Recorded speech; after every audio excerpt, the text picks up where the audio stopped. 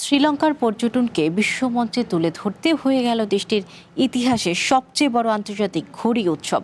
কলম্বোর আকাশ ছেয়ে গেছে রঙিন সব কমিক চরিত্রে। বাদ পড়েনি ডাইনোসর ঘুড়ি, ফুলের মতো ঘুরেও ভেসে বেড়াচ্ছে মেঘের দেশে। দেশি বিদেশি পর্যটকরা ভিড় করেন আকাশ ছোঁয়া এই আনন্দ উৎসবে। আকাশে উঠছে হরেক রূপের রঙিন ঘুড়ি, সাগরের মিষ্টি বাতাসের সাথে তাল মিলিয়ে ডানা মেলছে ডাইনোসর, ফুল আর অদ্ভুত সব কার্টুন চরিত্রের ঘুড়ি। শ্রীলঙ্কার রাজধানী কলম্বোর ঐতিহাসিক গালে ফেস গ্রিনে হয়ে গেল দেশটির সবচেয়ে বড় এই আন্তর্জাতিক ঘুড়ি উৎসব।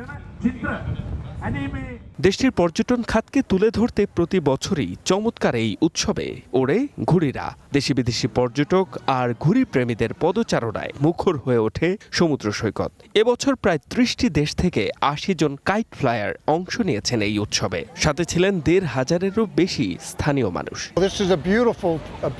এটা খুবই চমৎকার একটা ঘুড়ি উৎসব।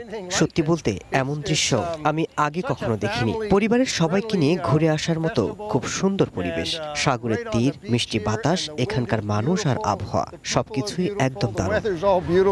শুধু দিনের আলোতেই নয়, এবছর উৎসবে যোগ হয়েছে এক নতুন মাত্রা। আয়োজকদের দাবি, শ্রীলঙ্কার ইতিহাসে প্রথমবারের মতো রাতে আলোকসজ্জিত রঙিন ঘুড়ি ওড়ানো হয়, যা কলম্বোর রাতের আকাশকে করে তোলে আরও মোহময়।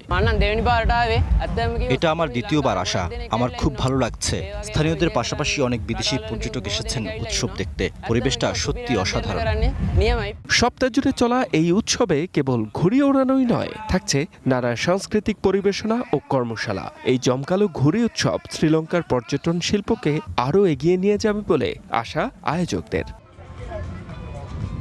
H M Ataullah, one international desk.